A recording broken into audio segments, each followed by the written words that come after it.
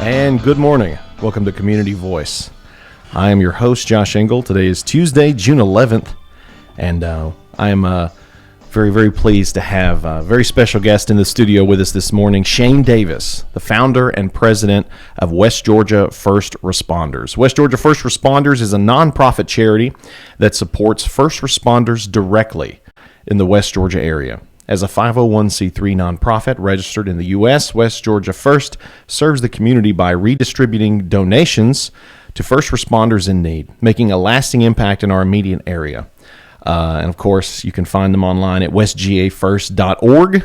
And this morning, you can find us online on the WLBB Facebook page because we are currently live streaming today's episode. So if you have any questions, comments, or kudos for our guest, Shane Davis, feel free to hop in the chat, and we'll be happy to read those out to Brother Shane. Shane, good morning. Thank you. Thanks for having me, buddy. Hey, man, thank you so much for coming on.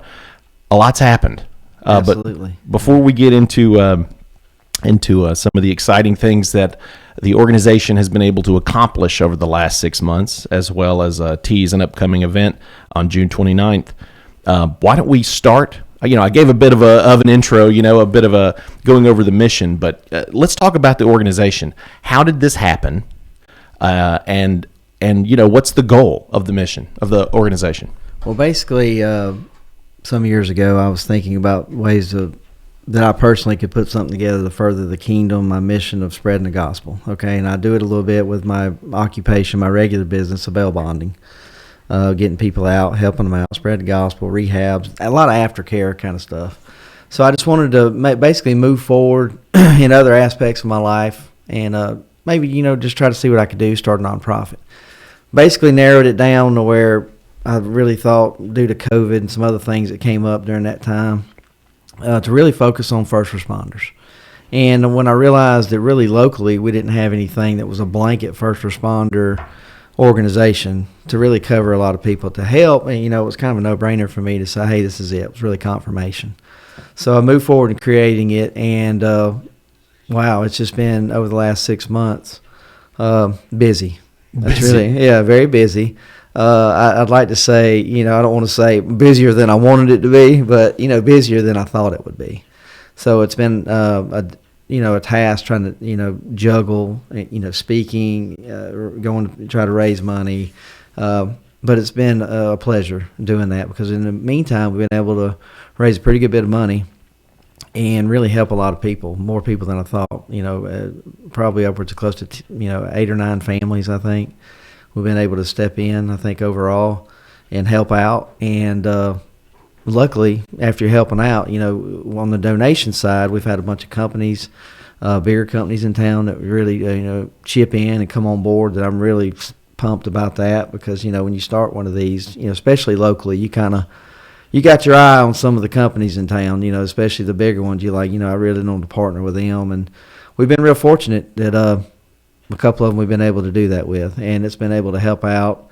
And, with any nonprofit, after you help people, you obviously want to see the money, your balance keep kind of going up or at least sustain. And we've been able to do that. So we got a pretty decent amount of money to help people now still, even after the commitments that we've made over the, for the rest of the year.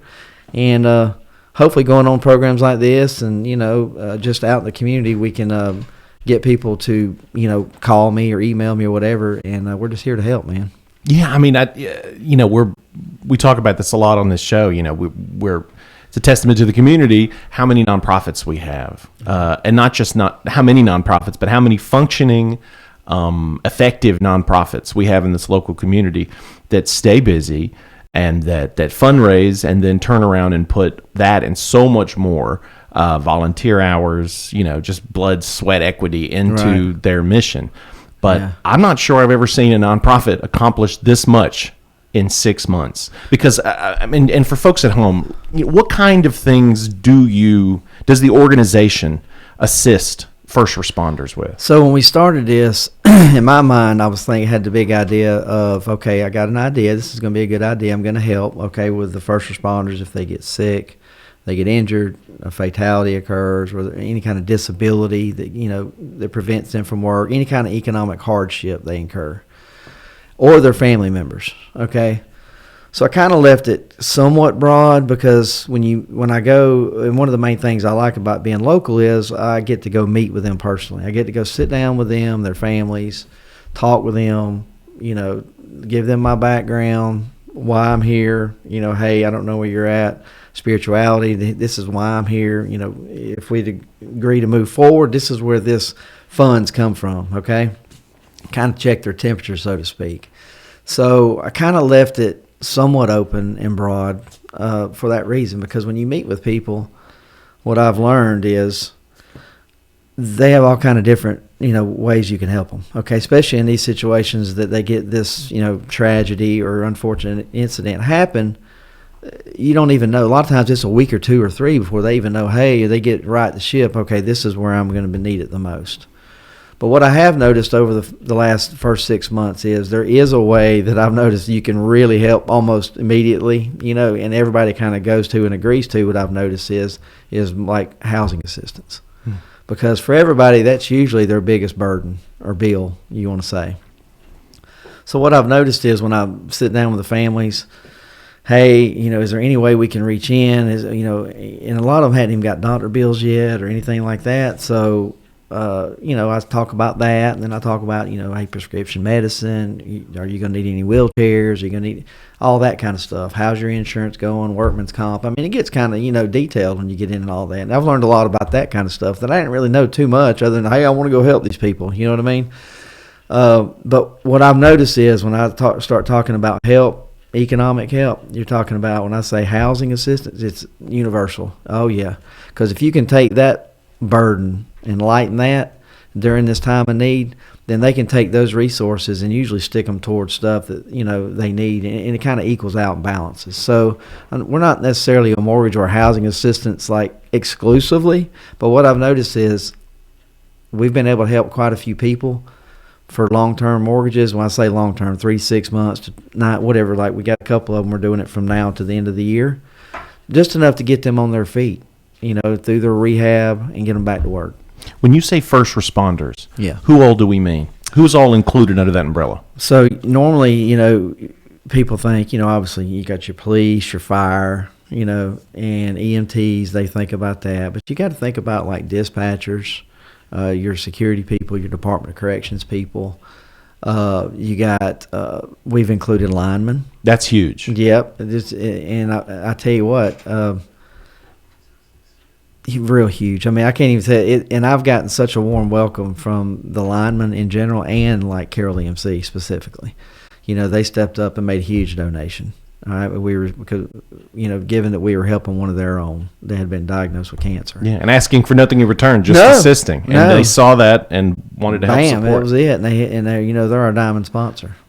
And I'm just thrilled about that, and taking that money and being able to put it back into the community and help.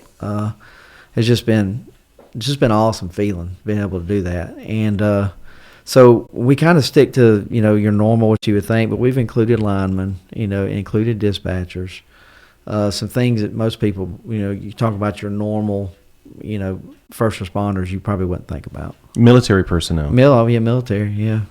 I mean, that's number one. That's as far as I'm concerned. That's protection. That's up there. That's who you hope shows up first when things. Yeah, you know what I mean. Yeah, that's law enforcement too. Basically, big time. That's national law enforcement. Absolutely. Yeah, and national, international. That's a big deal. And I'm glad you included linemen, because when when you have families that are either in the cold or in the summer heat, and these storms come through.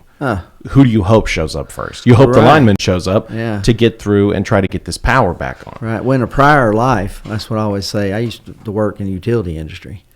So I would go on these storm duties with these guys for weeks, man, and you're out there, and you're out there, lines are down, everything else. And, a lot of the times, you got the linemen, and then you have the traditional first responders in the perimeter waiting to get the okay to come in. Yep. You know what I mean? From the linemen. So, they're first responders. They're putting it all on the line. And, as you mentioned, people don't think to include linemen very often, but weeks at a time away from their families. Yeah. I mean, in first responders in general, it seems to be, often a high amount of suicide, that pressure, that stress, that pain, the sacrifice. Oh, yeah. Made across the board. Oh, yeah. It takes a different person to be a first responder. And you want that first responder to be a different person, to be honest with you. Because we can't operate how we do in America without the first responders. So you need that first responder to be a little brave, to be a little stubborn, to be a little, I hate to say, prideful. You know what I mean? That's the kind of personality traits that are needed. And that's another thing I've run into starting this too that I didn't really think about. Helping. Well, getting a first responder to say, hey, they need help, boy, that's a task into itself.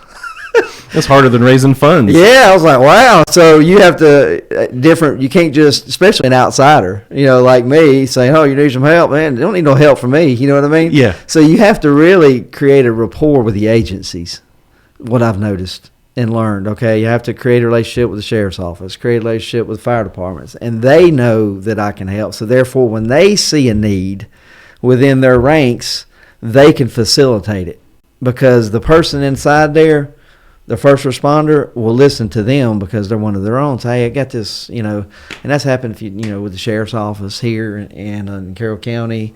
It's just different when they say, oh, it's coming from a trusted. Okay, well, this guy will be able to help me then. So that's been a different little animal I've had to go after. Time is 8:41. We're going to go and take our first commercial break. When we come back, we're going to continue our conversation with founder and president of West Georgia First Responder, Shane Davis, as we discuss the organization's accomplishments, the results of the first 6 months serving our hometown heroes, as well as an upcoming event on June 29th, an opportunity to support the organization. It is going to be a charity ride in partnership with the Road Rascals. So a lot of information on that and so much more. Community Voice brought to you by Tanner Health System and Oak Mountain Academy. Health is a journey. It's making better choices, even when it's not easy. It's taking care of yourself and the people you love. At Tanner Health System, we're there for you with every step, with primary care, heart care, cancer care, women's care, orthopedics, surgical services, and so much more. We're dedicated to helping you live and feel your best. So let's get on that journey to health. You've got places to be for many years to come. Find us at tanner.org. The Entrepreneur Scholar Journey at Oak Mountain Academy is designed to provide students with a clearly defined curriculum-based track to acquire essential knowledge and skills for success in business and leadership. Critical areas include identifying entrepreneurial characteristics, selecting a value position, and business model development. I'm Patrick Uran, head of school, inviting you to journey with us on the mountain. For more information, visit us at oakmountain.us. Discover your journey at OMA. Prepare, explore, and achieve.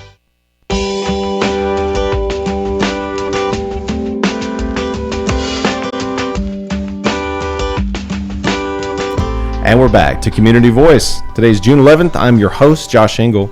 We are live streaming this morning's program on our WLBB Facebook page. So if you have any questions or comments for our guest, feel free to hop in the chat and read those out to him. I'm sure Shane will be keeping an eye on the live stream afterwards in case folks come back after the show with comments or requests. So yes, our guest, Shane Davis, founder and president of West Georgia First Responders, a 501c3 nonprofit serving our hometown heroes, hometown first responders. That includes police, fire, EMT, linemen, which is huge. I'm so glad that this organization looks out for our linemen in addition to the companies that they work with, as well as military personnel, dispatch. I mean, pretty much anyone that has a role in assisting you in a moment of crisis. Right. Corrections, security. There it is. Yeah. West Georgia First Responders is going to look out for them when they are in need. So if you're just tuning in, be sure to check out the first segment of the program. Gives you an idea of the founding of the organization. So let's get right back to it. Let's talk about results. You know, there are a lot of nonprofits in this community, and they all want to make a difference, and they all do. I mean, you know, for the most part, I mean, we're blessed with so many effective nonprofits in this area. But you hit the ground running on this. I mean, you're a full-time bail bondsman, right? And you've been working alongside these first responders in various fields now for many, many years. Right. You developed this way of service, this mission. Let's talk about how it's gone down this first 6 months.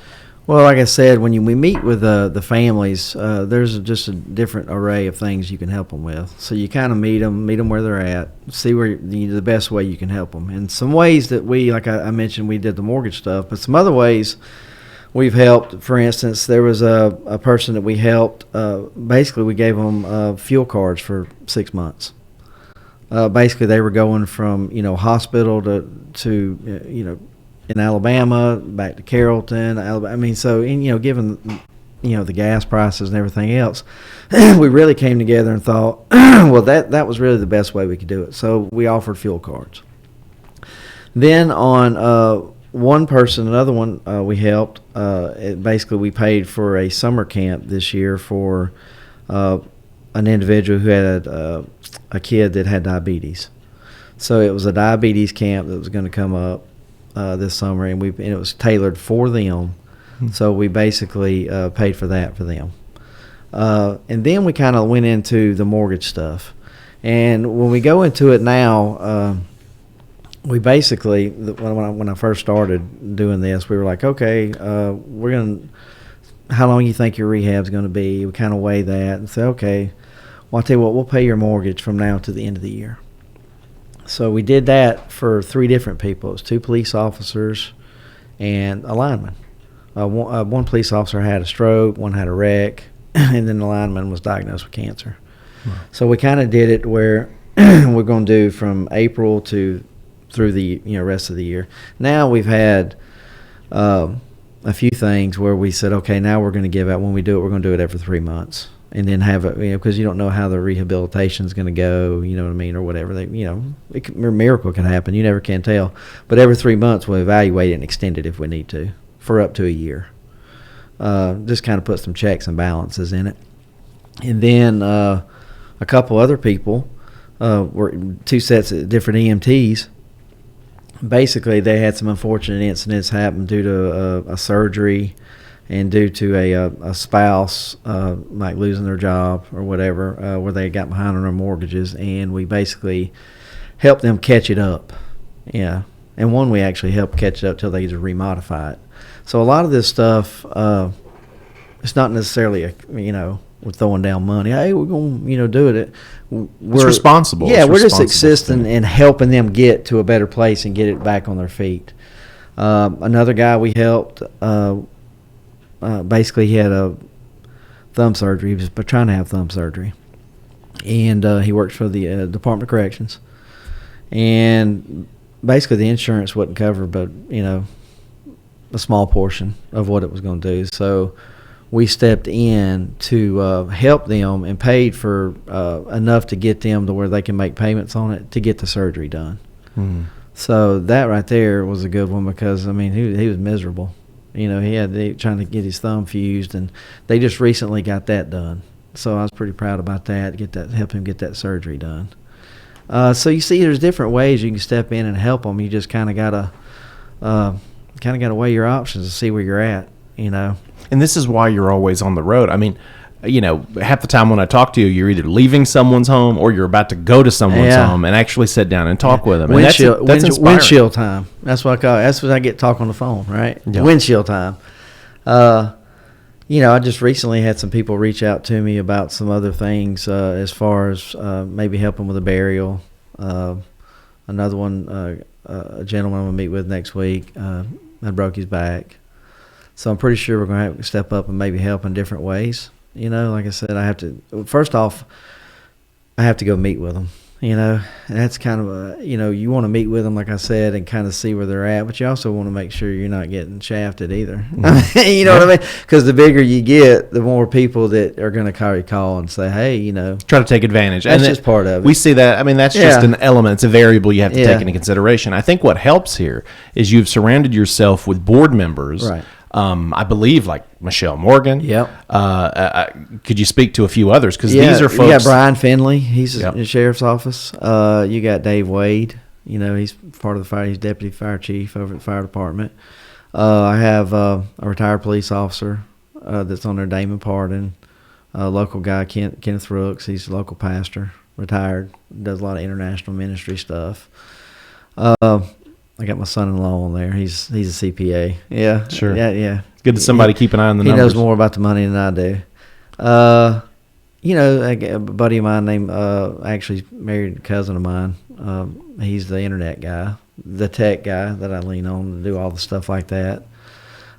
Chris Grimaldi, who's a fire chief out of Atlanta but lives in Carroll County. So we got a good group array of first responders and people that are real responsible, fiscally responsible. Michelle Morgan's been real good for me as far as being fiscally responsible. Yeah. You Keeping know. an eye on the things and, make sure. Giving her experience and, the stuff that she's got her hands in now. She just wants, a lot of safeguards. We got to have two, she said, make sure you get two signatures on checks, She's just been real good about being cautious. Absolutely. Which is good for me because I'm a giver. Yep. Okay. I said, the biggest problem we're going to have is me giving too much money away. All right. Yeah. And I have to fund it myself. Yep. So that's been real good for me. So I've often, in the last board meeting, I was like, I think I might have to have somebody go with me when I meet these people as a chaperone. Because otherwise you'll just be like, you know what? You're going to have it. We can take care of it. You know what? We have this much in the bank. You can have it all because we need to help you. Yeah. So. But I think that's the right attitude. I think that's the balance. You came in with an intense motivation to help. And then the folks on the board that have been a part of boards for various nonprofits over the years that work in the field, they're going to help make sure everything is done responsibly Right. so that this organization can serve for generations to come. Right. Because I'm on other boards, and like you get the treasurer's report and all that, and half the time, I probably shouldn't say it, but you look at it like, what is this talking about? You know what I mean? Where's the big number at? There it is. All That's right. what I need. How much of this are we giving out? That's what I need to know. You know what I Absolutely. mean? So basically, that's how I kind of look at the treasurer's report when I get it. Hey, how much are we committed to? How much is left in the bank? Yep. Because every single cent is going to serve. Right. That's it. 100% that goes in goes out. And that's, at this point, the way I have it set up, and we may have to get another account for like the day-to-day operations, at this point. But, as of right now, I'm just paying it out of my pocket as far as like shirt, all that kind of propaganda I do on the side. Sure. Because I can still write that off on myself and keep it out of the donor fund. Yeah. So as of right now, that's working pretty good. So. But hopefully, the bigger we get, we have to get another fund for that because you got two of them. I mean, I think that everybody should have some West Georgia First Responders shirts on. Yeah. Well, eventually, we'll get into the 5Ks. They can get the shirt, all to raise money and awareness. That's it, man. Which I love how at the end of the day, most important part for you is to be made aware of folks around that are in need. That's it. That along, aside from the donations, going out and just stumping for the donations. Hey, I need your money. Well, you got to have somewhere to put the money. Mm-hmm. And that was something I kind of kicked to the wayside too, because I'm focused on, I got to raise money, which you do, but you got to have people to give it to. And the awareness, the brand, and the longer you stay around and do good things and do the right thing, your reputation builds. And the more that builds, the more people want to give, more people want to call you, get money. So. Time is 8:53. We're going to go and take our last commercial break. And when we come back, we'll wrap up our conversation with founder and president of West Georgia First Responder, Shane Davis, as we chat about how you can support the organization, whether that means donating or drawing attention of the organization to someone that is in need, as well as an upcoming event, an opportunity for you to support the organization on June 29th. So stick with us. We're going to talk about all that. Community Voice brought to you by Tanner Health System and Oak Mountain Academy. Health is a journey. It's making better choices, even when it's not easy. It's taking care of yourself and the people you love. At Tanner Health System, we're there for you with every step, with primary care, heart care, cancer care, women's care, orthopedics, surgical services, and so much more. We're dedicated to helping you live and feel your best. So let's get on that journey to health. You've got places to be for many years to come. Find us at tanner.org. Oak Mountain Academy is an innovative school of academic excellence celebrating over 61 years. I'm Patrick Uran, head of school, inviting you to join us on the mountain to see our mission and vision in action. Academic excellence, a faith-based environment, and dynamic opportunities are just a few of the reasons our families choose Oak Mountain Academy. Academic scholarships and tuition assistance are available. For more information, visit us at oakmountain.us. Discover your journey at OMA. Prepare, explore, and achieve.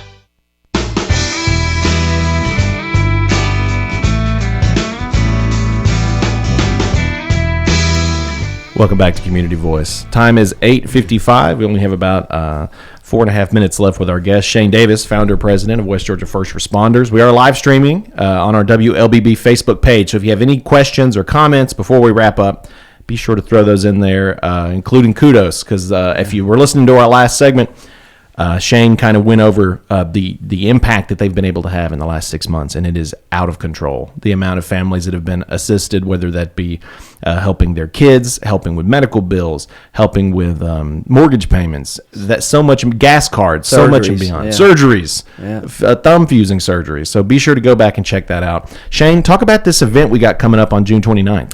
So on June 29th, we have a motorcycle ride. And basically, I got approached by the Road Rascals RC Ride Club that wanted to just give back. They kind of saw the things that I was doing. They knew a person that I'd helped. And they said, hey, you know, they voted, they usually do a fundraiser every year anyway. And they said, we're going to make yours a ride fundraiser. I said, well, that's great. So I met with them. So June 29th, it's actually going to be at the AMVETS, Post 99 on Old Bremen Road, right there in Carrollton. And it's Kickstands Up. They call it KSU, which, you know, I'm a rookie. So when I seen that, I thought Kennesaw State University, man, I thought we were doing local. Shout out to Tracy Matichak and the Road Rascals. Every time I write your commercial, I think Kennesaw State. Yeah, Kickstands Up at 10 a.m. So just meet there, and we're gonna have food there. And I think Tracy told me, or Moonshine is his name. Yep. They're gonna go. It's a 70-mile ride. Said it takes about an hour, 15 minutes, whatever, hour and a half. And then they're going to go back and just serve food, and the people are going to give donations, and then they're going to give 100% to me for this organization. It's a blessing. Yeah, so I'm pumped. And I'm excited because, you know, when I first started thinking about fundraisers, because I don't ride motorcycles, you know what I mean? I didn't think about, you know, a ride, man. You know what I mean? But here it is. Think about a soiree or a lunch or something. Yeah, you know, golf tournament, you know, whatever. For all the, but then I'm like, well, this is cool. This is neat, cool. Man. I'm pumped. So, and this is actually the first fundraiser that we've done. Absolutely. Now we're thinking about other things, you know, really next year. But this first year, we really want to kind of settle in and just get our name out there and be a brand and kind of go out there and help people and then kind of build that and then kind of focus on some things next year. But this is awesome. We can go ahead and start doing this. So, looking forward to that. Well, you know, for folks who may not ride motorcycles and may not be able to participate in this, but they can still make donations. Well, you don't have to. They told me too that you don't have to ride motorcycles. Oh, great! That you can come and just drive. You drive your car, drive your truck, whatever. Be part of the convoy. Well, what are some other ways in the 2 minutes we have left? What are some other ways that folks can support the organization?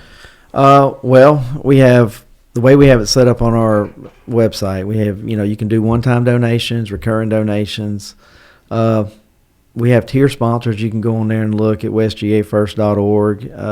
You know, we'll carry your logo, we'll carry your name. That's, you know, different level, bronze, silver, gold, whatever. Tier sponsors. But more importantly, what I think that needs to be talked about, and we just got the commercials set on this radio, on our radio stations here, about recurring donations.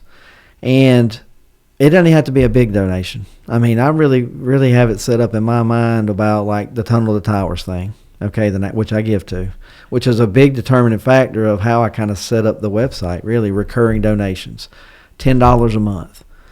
It don't sound like a lot, but if you get a lot of people to give $10 a month, that's a lot of money to give away. Okay, a lot of fluid money that's coming in that you can give back. And my thinking was, if you can just get the first responders to buy in, half of them out of a 5-county area to give $10 a month, you're talking about a lot of money that can go back to support the people that take care of us. Absolutely. Yeah, and I think we owe it to the first responders. We owe it to them. They take care of us, and we need to step in and do it. westgafirst.org, website to learn more. Shane, thank you so much, brother. I appreciate and thank you buddy. to everyone tuning in at home. We'll see you next time.